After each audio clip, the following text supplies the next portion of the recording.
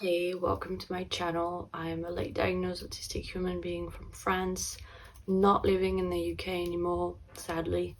And I make videos about my own experience as a late diagnosed autistic person. I'm finally sitting down to film a video. It feels like forever. I have a lot of things to talk about, so I might make this into more than one video. I just noticed my face looks a bit shiny. I don't know why that is, because it's not hot or anything, so I don't know what's up. But also you might hear noises in the background. I've closed every window in this room and the door. It's definitely a little noisy over here. There's people doing works on the road or whatever. So I'm in France, which is my home country. I think today is the 9th of September. It feels strange to be here. It feels strange to film a video here. Last time I filmed something was over a month ago in early August, which was still pretty early on in the process of moving.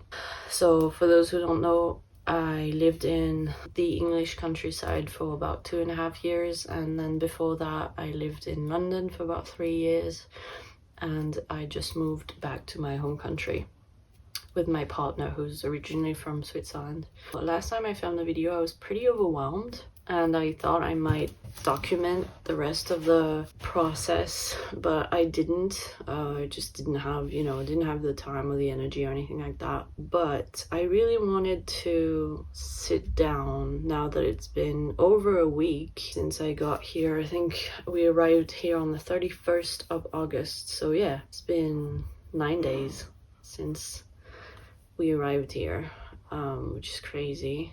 A lot has happened. This is definitely, with this move, this is definitely the most disabled I have felt since getting my diagnosis, and I'll tell you why.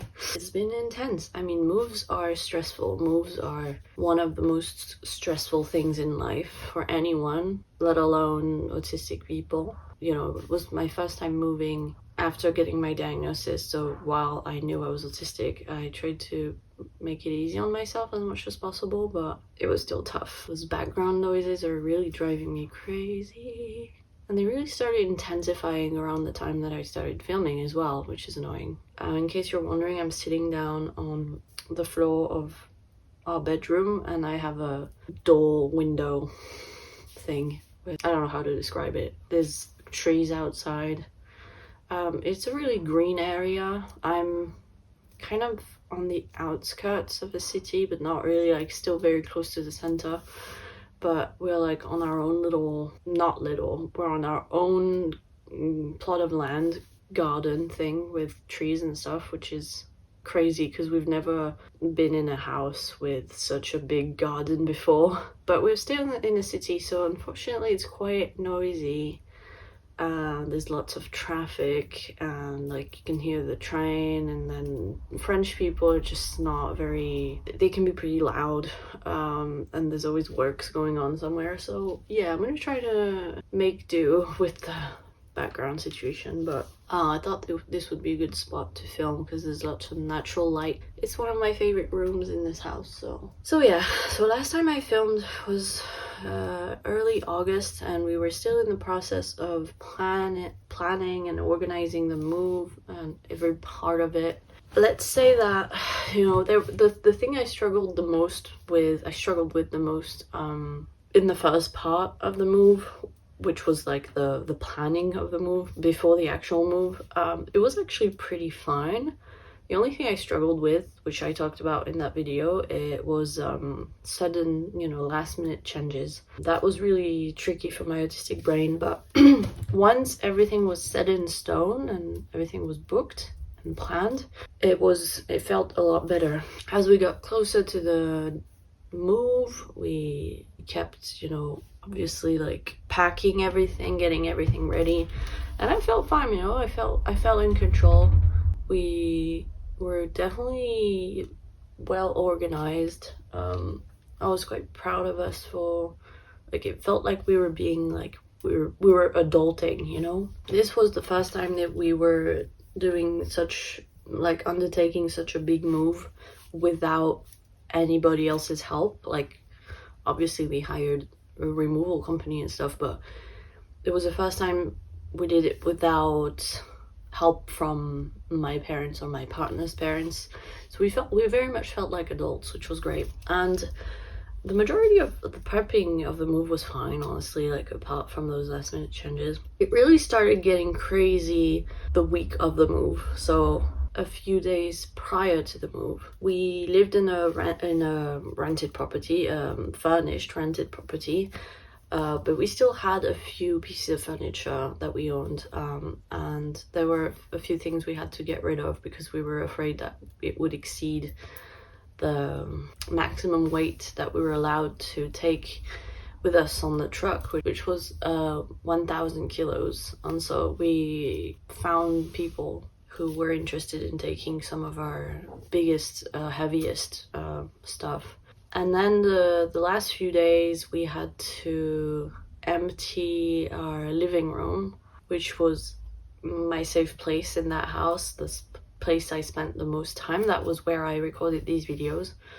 We had to empty the whole living room and fill it with all of our boxes, all of our stuff that the removal company was going to collect, because it was the room that was closest to the entrance. It was just most convenient. And we were planning to do that at the last minute, you know, like the last couple days. But we found out that there was black mold in that living room, which kind of changed everything in our minds, because we were like, okay, now we know there's black mold in this room. We can't really ignore it and pretend like it's not there. You know, my partner has asthma, and his asthma had gotten worse these past few months, so we figured it might be affecting our health. It was probably making my autistic burnout worse. So we thought we should avoid that room. But then that meant that for those last few days before the move, my safe place was suddenly taken away from me, which might seem like to an holistic person might seem like so overly dramatic, but to an autistic person it can be so important to have that safe place. And that's one of the things I prioritized with this move, was the safe things, the comfort things, which in the past I would have overlooked or ignored because I thought, you know, I didn't need them, or I was being dramatic, or I was being childish, and I needed to behave like an adult. And now I realize these things aren't childish, they're just necessary for my well-being. So that was one of the ways that I coped with the stress of the move. I was fine as long as I had this safe place that I could return to with our TV, our couch, and like films are one of the most comforting things for me, especially my comfort movies from childhood and my fantasy movies, and also YouTube videos about autism, which is one of my special interests. So it was really hard for me all of a sudden to let go of that so unexpectedly when I thought I was going to be able to use it a few more days. And that completely, I don't want to say it overwhelmed me, but it disturbed me a lot to, you know, not have access to that room anymore. So I ended up actually going back to that room even though there was black mold in it, because I was like, this is just one change too many to handle right now, and I can't deal. I'd rather breathe in black mold than not have my safe place for those last few days. But that only lasted a day or two, and then after that we emptied the living room and put all our stuff in it. Boxes that we had been, you know, packing and stuff for honestly almost a year, because a year ago we thought we were gonna move to Spain and we had actually started to pack. So we already had boxes that were ready to go, and we just finished packing everything. So those boxes had been made for a while. So the removal company asked us early on in the process to fill out an inventory with it was written on that inventory document, it was written that the inventory had to be as detailed as possible, and that we weren't allowed to take alcohol, plants or any perishable foods. So I was like, okay, I'm a rule follower. And that we had to provide that inventory 2 weeks before the move at the latest. So I was like, I'm fine with that. I made a very detailed inventory because that was what was asked, detailing every item that we had in each box and stuff. And I was careful to, you know, not include any of the things that we weren't supposed to take, but non-perishable foods, so canned foods, you know, things that don't need to go in the fridge, were allowed. So I was like, fine, we can take our, you know, cans of cat food, we can take cans of, I don't know, beans and pasta, and, you know, because it's nice to have stuff that you can cook with when you get to the new house, and also we didn't want to waste food. So I was like, fine, and we packed everything. I did the inventory in as much detail as I could, sent it 3 weeks before the move, I think. And then they were like, oh, this is way too detailed, which already like got under my autistic skin, because I was like, if you say provide as many details as you can, but you don't actually mean it, why do you say that? I was so pissed because I took a long time to make that inventory. So then I had to redo the inventory, making it less detailed. And then the guy was like, I think it might exceed the 1,000 kilo limit. So that was another curveball where we're like, at the last minute, had to order a scale off of Amazon, weigh everything to make sure it didn't exceed 1,000 kilos, which it didn't, and then return the scale. So that was another stressful last minute thing that we did. And then they were like, okay, fine, everything looks in order and stuff. So last few days before the move, we moved everything to the living room. On the last day, I'm not kidding, the day before the move, so they were supposed to pick up everything at like 8 a.m. The day before at 6 p.m, my partner got a phone call of a guy from the removal company being like, actually, we looked at the inventory. So the inventory that they had validated 2 weeks prior was like, I had a look at the inventory, and you have to get rid of everything that is food. So all the cans of food, all the food related stuff, even spices, teas, like oils, like everything. Like I'm like relieving the stress right now. Like I can feel the rush of adrenaline in my body. That was difficult for me because at that point everything was ready. Basically our whole living room was filled with boxes and furniture and everything that we had, you know, organized strategically for the move. And that guy, like, legit told us the day before, you have to get rid of all the food stuff and cat food as well. So we were like, so we're not allowed to, so we have to go through every single box, because obviously the food was not all in one box. That would have been too easy. It was spread over several boxes. We had a lot of kitchen boxes. That was probably, with books, that was one of the things where we had the most boxes. So I completely freaked out. And also, like, we had ordered like about 2 months worth of cat food for the new house, so that we didn't have to worry right away about finding a new brand of cat food, and the cats had enough to eat for a while. And that was a lot of money.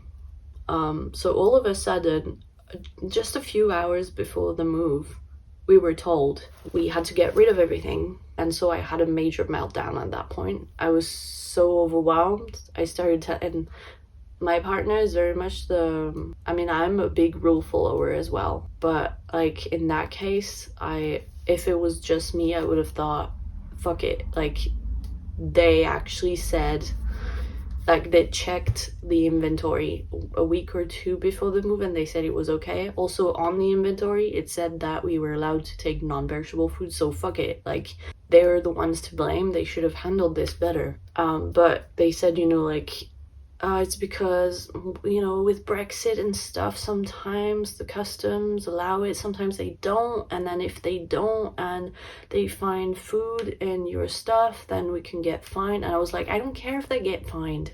They should have, like, this is their fault. They should have done it. They should have told us sooner. But my partner was like, no, no, no, I'll do this, I'll do this, I'll go through the whole, he wasn't even like, he was like, you don't have to do it, I'll do it myself. And I was like, I was freaking out so much because I was like, no, you're not gonna go through every box yourself. Like, we had maybe 30 plus boxes, you know, plus bags and stuff, like, and it was filling a whole room. I was like, you're not gonna go through every box yourself and like get rid of all our food and get rid of our cat food. Like, this is ridiculous. This is actually ridiculous. And I freaked out. And I started crying and screaming and hyperventilating and hitting stuff. And like, this was the most intense meltdown I've had in over 2 years.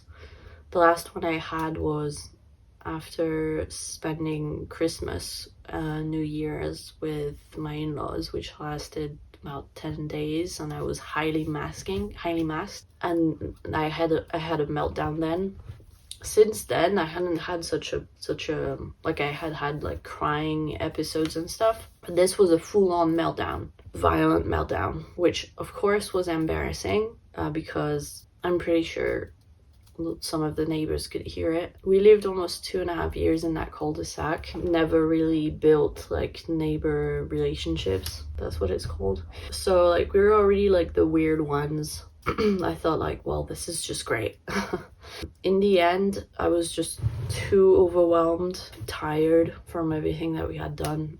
And so I told my partner, like, I'm like, I don't care if they get fined. I don't think you should do this. I personally can't do this. I have to preserve myself, because the next day the removal company was picking up our stuff, and then the cleaners were coming to clean the house, and then the following day we were leaving at 5 in the morning and doing a 13-hour drive all the way to France, and then the day after that we were receiving all our stuff. And like, you know, I knew there was a lot coming, and I wanted to preserve myself for it, and I was already so overwhelmed and tired. I thought, I need to rest. I can't do this right now, and I don't think you should do it. But he did it anyway, because he was, you know, scared of consequences if we didn't do it. So he went through all the effort of going through every box, not every box, but like most boxes, and like most kitchen boxes, and like getting, like, putting all of our food stuff aside. Yeah, it's crazy that he did that. I wouldn't have done it personally, and it would have been fine, because they, like most of the time, they didn't get controlled or anything.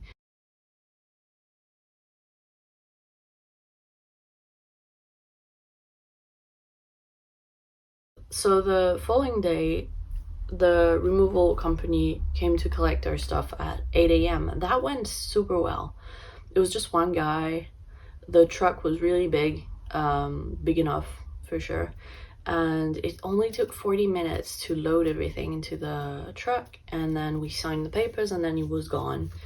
And what was funny was, during this move, like that last week, those last few days before the move, we interacted so much with our neighbors compared to like the almost 2.5 years that we spent in that house before that. I actually felt a little bad, because I was like, I felt a little guilty that the most socializing we did with the neighbors was right before we left, but it was nice. So we ended up giving most of our cat food to our neighbor who has like 7 cats. So we felt like we were doing a good thing, you know, by giving it to someone who really needs it, because they have so many cats. The actual, you know, loading of our stuff went really well. And then it was time for the cleaners. So that was the second thing that went horribly wrong. First of all, they arrived about an hour late. They did a terrible job. Just to give you an idea, there were 4 of them, well, actually more like 3 of them. 3 ladies and a dude who was the owner of the company, basically. So the dude was mostly like micromanaging them. He wasn't doing much. He did some carpet cleaning, but then Then he was gone for a good chunk of it and just left his 3 employees to do the work. So to give you an idea, they arrived at 11 in the morning and they didn't leave until 8 p.m. I'm not kidding. And that's because they had to redo everything 3 times at least. So the whole idea of getting professional cleaners was because I've mentioned in the past already that we have a very difficult landlady, which I'm gonna talk about later, but she's pretty toxic, and we don't want to give her reasons to blame us for anything or like make deductions from our deposit, because we know that she's gonna try as much as possible. So the whole idea was, we're not going to do the cleaning ourselves, we're going to hire professionals who are going to do a much better job than us, and so we'll have peace of mind, you know, especially because we were leaving the following day at 5 a.m. So we're like, we'll just leave it to the professionals. So we sat in the garden with the cat. Well, at first we left the cats in a room for the majority of the day while they cleaned the rest of the house, and then we put the cats in their carriers, took them outside with us so they could clean that room. So at first everything seemed to be going well, and then the manager started asking us for our feedback on some of the rooms, and we were like, you know what, it's not a job well done. No, like there's like stuff on the floor that hasn't been hoovered. There was like dirt that wasn't there before that seemed to have been added in the process, which was odd.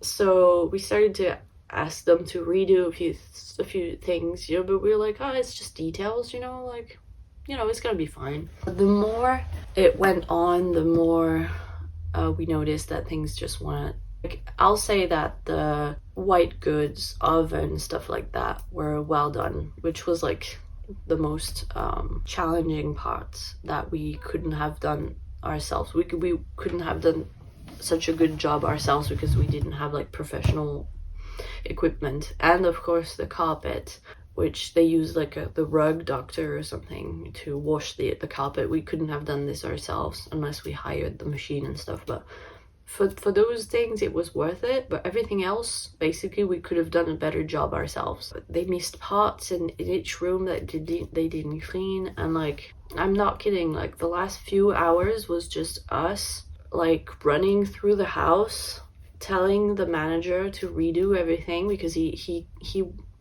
left for a few hours and then he came back and we were like, we're not happy with this. So he was like arguing, like he was scolding his employees in front of us as if that made him look professional, telling them that, you know, when you're a professional, you don't leave until your clients are happy, so we're gonna keep at it until they're happy. Like saying that in front of us, like, it felt really weird.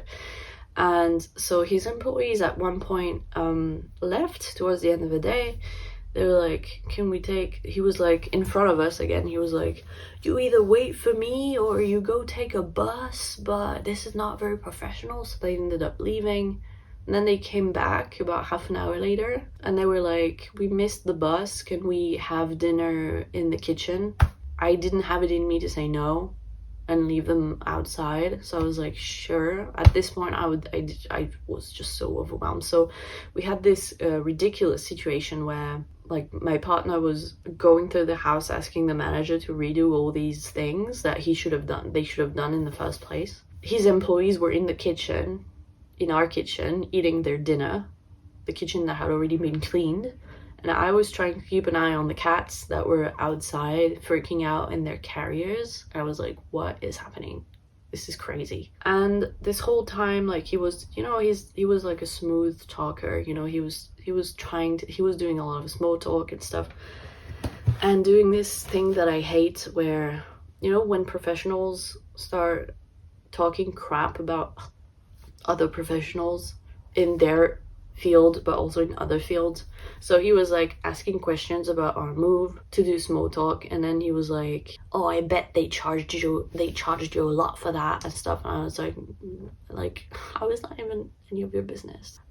So we were exhausted from having to be behind their backs telling them what to do over and over again, because even when we told them to, and even after they left at 8 p.m. we were like, we can't keep on going. Like we're leaving at 5 a.m. the next morning. Like we're so tired from all this. And even after they left, we realized there were things they still hadn't done, like the freaking shower they hadn't done. It wasn't the peaceful experience that we were hoping, because we had to be behind their backs all along, and there was so much socializing involved, because they were doing so much small talk, especially when like we were waiting for the manager to come back, or like there were just moments where we were just standing there. The ladies were like talking to us, and like it was so, I don't know, it was so awkward.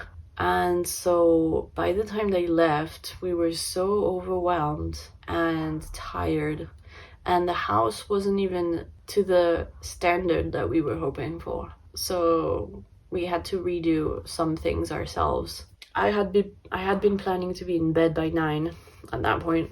Instead, we still up redoing stuff. Let me see if I can put my headphones on, because that noise is really bothering me. We kept doing things. We kept cleaning things around the house up until almost 5 the next morning. Like we slept a few hours, obviously, but like I was up from around 2 a.m. I was kind of awake and kind of dozed off until 3:30, I think. So like after 3:30 I was up and doing stuff, and like up until 5, which was when we left, we were still doing like minor things around the house, cleaning stuff that the cleaners hadn't done properly. Then the pet taxi came, so we hired a pet taxi to take us by road all the way to here in one day. So it took 13 hours. We decided to do that instead of flying, because if we had taken a plane, although it might have been quicker, although we would have needed to take a train all the way to London, and then the tube, and then wait at the airport to get on the plane, and then take another few trains and like go through Paris and so it might have been quicker, but overall it would have been a lot more stressful, with a lot more changes, things that we had to plan ourselves, and we wouldn't have been able to take as much luggage with us. And also it would have been very stressful for the cats, because you know, we would have had to get a very specific type of carrier. That would have been quite small for them, because we would have had to put them underneath the seat in front of us on the plane, and we would have had to take them out of their carriers at the airport security, take them in our arms, and just, it would have been very overwhelming for both us and the cats, knowing our cats, especially one of our cats gets very nervous very easily. He would have freaked out when picked up, and it could have ended up in a disaster. So we were like, we'll just hire a pet taxi who literally specializes in that, and they'll drive us all the way from point A to point B. We don't have to worry about anything else. So even though it took a while, it was honestly a lot more relaxing than taking the plane.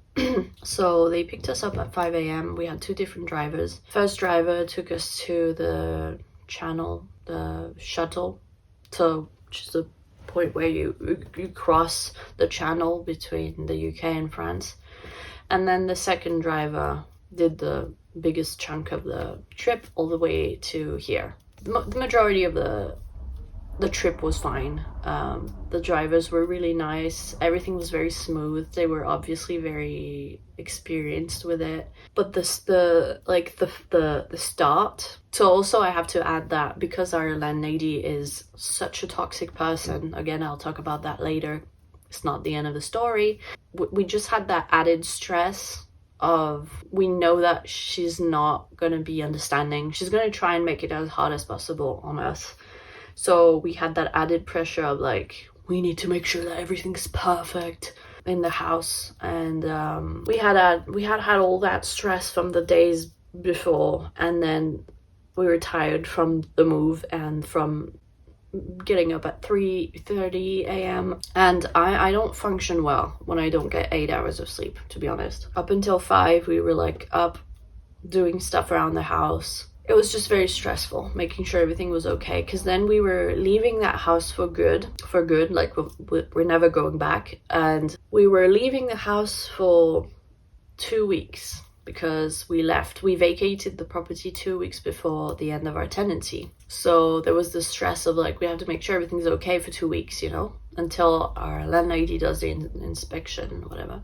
So when the taxi driver arrived at 5 a.m., I must have been so antisocial, because I just didn't have any resources in me. Not that I have a lot to begin with, but I had no resources for socializing at that point. So I barely talked at the guy. I barely did any special facial expressions. He was like, "Can I use the loo?" And I was like, "Yeah, fine." And I was like, "Oh my god, I'm gonna have to make sure that he didn't mess everything up and stuff." Like, I was just so stressful. Or loading all the luggage into the taxi. It was nighttime. We had to take out the rubbish. It was a lot. Got into the taxi. The cats were howling because they were stressed. They didn't know what was happening. The cats were howling. The taxi driver had so much freaking energy. He was doing so much small talk to us. And my partner, being a people pleaser, was keeping that going and doing small talk back to him. I just didn't have I basically said nothing to that guy, except, "Sure, you can use the loo, hi, and thank you" at the end when we left. The rest of the time, I got super overwhelmed in the first hour that we were in the taxi. So from the noise, like the noise of the road, the car, and then my partner and the driver doing small talk, and the cats crying, I thought I was gonna burst. So I thought I was gonna do either another meltdown or panic attack. I actually think I handled that situation pretty well. I had been preparing for things like that. So I grabbed my fidget toys, I put on my AirPods and my headphones on top, put on some ASMR, and kept my eyes on the road, because I get very easily car sick as well. So I had been planning, because this was such a long trip, I was like, I'm gonna have to keep myself entertained, but I can't use my eyes for any of it. So I can't watch a video on my phone, I can't read, I can't play a visual game, you know. So I'm gonna have to prep things that I can listen to, podcasts, music, ASMR, YouTube videos that I don't necessarily need to look at.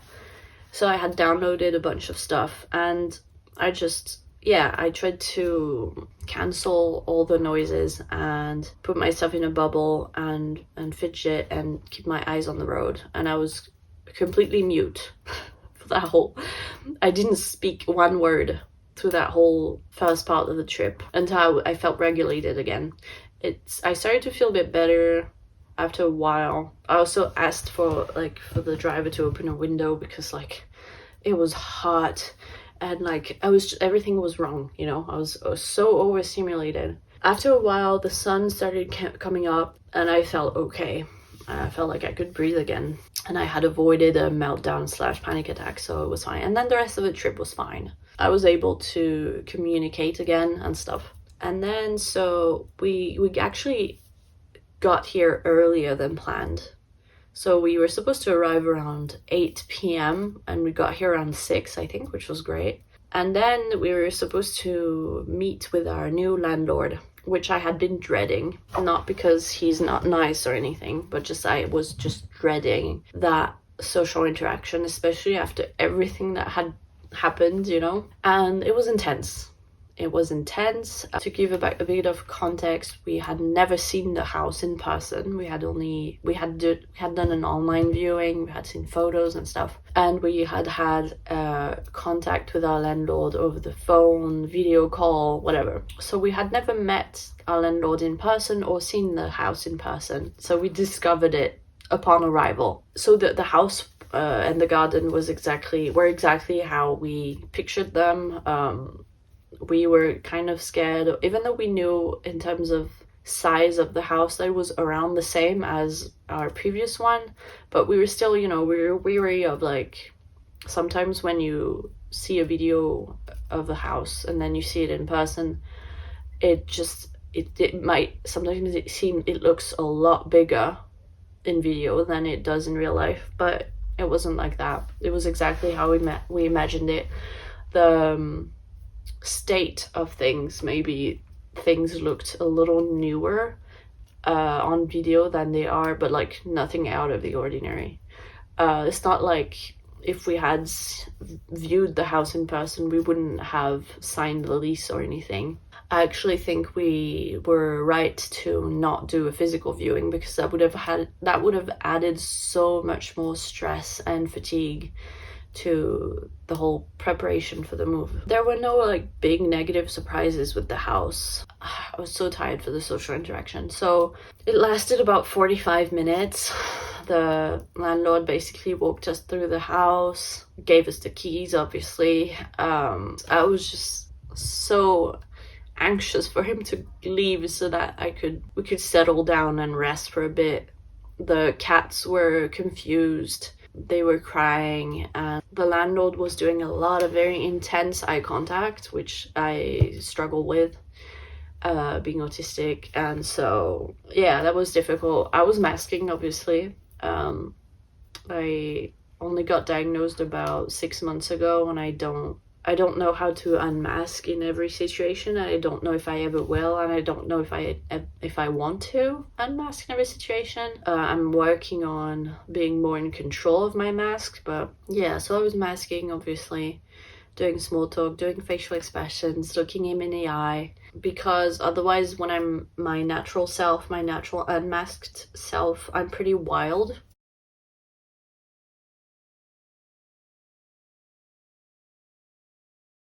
This is how I would describe myself, or other people would describe myself before my diagnosis, that I'm a pretty wild person, which is fine when you're a kid or even a teenager, because people are like, oh, she's just shy. But when you're an adult, people are like immediately suspicious, like you're some kind of freak or psychopath or something, when you're not very sociable. So I masked a lot, but I had moments where I was like, I need to step out, so I like used reasons to step out of the social interaction. So I would go to the loo, and I would go check up on the cats and stuff. I wasn't stationary. I was moving around a lot, pretending to look at stuff and stuff. I did talk to our landlord. I talked to him. I asked questions to seem polite. Otherwise, I wouldn't have uttered a word, which would have been weird. So I really made an effort, considering all that had been happening before, and the fact that we had been on the road for 13 hours, getting up at 3 a.m.